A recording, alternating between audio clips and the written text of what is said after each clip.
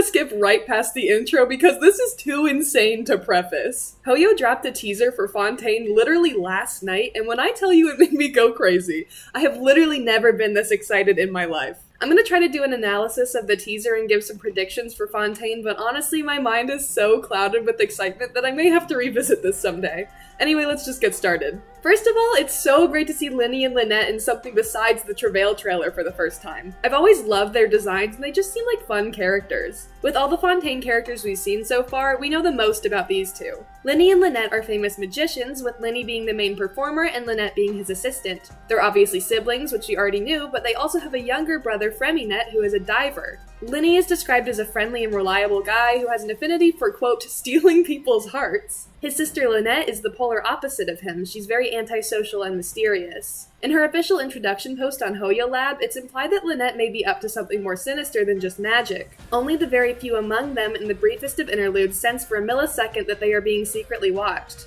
But by the time they try to locate the source of the gaze, it has already vanished without a trace. Yet the only other people in the room are Linny, warm and hospitable as ever, and Lynette, whose undivided attention is being bestowed upon a teacup. Perhaps it was just their imagination. But even if not, what harm could a quick glance have done? It's not like they could have seen anything of any significance, could they?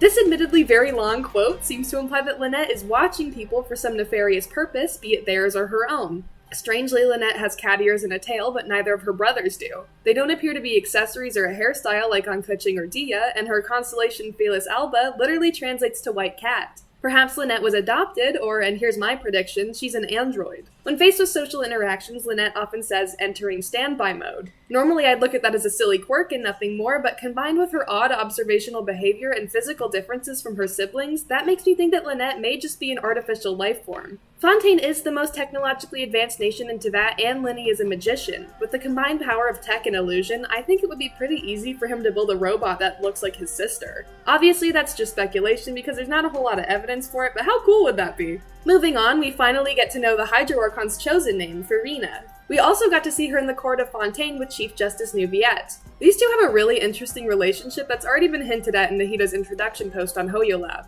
There, Nuviet implies that she has a somewhat difficult personality, which is being generous, I think. Farina doesn't have the best reputation among her people, but it seems like she gets along with Nuviet well enough, considering he's the highest-ranking government official of her country. I'm kinda torn on whether or not I think Nuviet is Conrian. He has star-shaped pupils, but his irises are brown, not blue, like every other Conrian we've seen so far. In Kari Bear, we learn that native Conrians have prominent star-shaped pupils, while mixed Conrian star-shaped pupils are less noticeable. Eye color is never mentioned when it comes to this, but I do find it relevant that all Conrian characters so far have had blue eyes. This could be a coincidence or an oversight, but for now, I'm not fully convinced that Nuviet is Conrian. His pupils do leave a lot of room for speculation, though. Also, I've mentioned this before when talking about Pierrot and the Tsaritsa, but I just love the dynamic of an Archon and a Conrian being best friends. Nuviet is the only character we see interacting with Farina, and they seem somewhat casual with each other. She even makes a joke with him.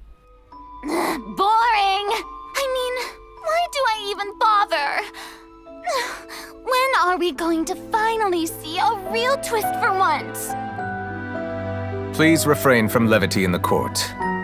So even though I'm not sure if Nuviet is Conrian, I do like the idea of him being Conrian anyway, just because I love the idea of an Archon and a Conrian being close. The highlight of this trailer was definitely seeing Arlecchino again. She was one of my instant favorites when A Winter Night's Lazo came out, so I actually screamed when I saw the thumbnail for this teaser. Arlecchino is described by her fellow Harbingers as literally insane and unyielding to authority. The way people talk in this teaser made me think that Arlecchino has a strong influence on Fontaine's government. Throughout the teaser, Linny and Arlecchino talk about how everything is a show that must be controlled by choosing the right time, the right place, and the right people. When Linny and Lynette conclude their performance, we see that Arlecchino was the only one watching. She then stands up and pushes them over, revealing that they were not people, but set pieces. I don't think the events here are literal. They're likely a metaphor for how Arlecchino views people. She sees them as actors or even props in a play rather than real people with real experiences and feelings. Arlecchino's presence and actions here make me assume that she's going to be involved in Fontaine's government in one way or another. I mean, that's already happened in literally every country besides Mondstadt so far. In Liyue, everyone was secretly working with the Fatui to make it look like Rex Lapis had died. In Inazuma, the Fatui infiltrated the shogunate and enacted the Vision Hunt and Sakoku decrees. And in Sumeru, the Academia literally helped Scaramouche build a giant robot for himself. The Fatui really love to sneak into other countries' governments or influential groups. And with Farina's attitude and unpopularity, it wouldn't surprise me if she willingly let Arlecchino take control of some things. Even the video description lends to this. Enjoy a rapturous ode sung in reverse. Enjoy a whirling waltz drowning in tears of joy and sorrow. Enjoy a magical performance for which none shall applaud. The actors have taken the stage, the audience have taken their seats, so let us enjoy it all right until the final curtain call. Alternatively, if Arlecchino isn't involved in Fontaine's government, she definitely seems involved in whatever's going on with Linny and Lynette. Like I mentioned before, she was the only one there at the end of their performance and had some way of manipulating them. The teaser's description literally says, enjoy a magical performance, implying relation to Linny and Lynette since they're magicians. Arlecchino may be using their fame to her advantage, which would explain why Lynette is implied to have a strange habit of spying on people. Those were the main things I wanted to address, but there was a lot of other really fun stuff in the teaser. Aside from the characters I already mentioned, we got to meet Navia, Clorinda, Risley, Sigewinne, and Egeria. Two of them seem to be landmark characters for Genshin. Clorinda wields a gun, making her the first non-Fatui gun user, and judging by the way Risley feels around for what he wants to pick up without looking, many people are under the impression that he's blind. We also got to see Charlotte again, which I guess is good if you like boring people. Sorry, I don't really find her that interesting. The music in this teaser goes absolutely insane. If you haven't seen it yet, watch it for the music. It was genuinely my favorite part of the whole thing. Overall, I'm actually excited for Fontaine. I've been feeling pretty burnt out with Genshin lately, so it's nice to have something to look forward to again.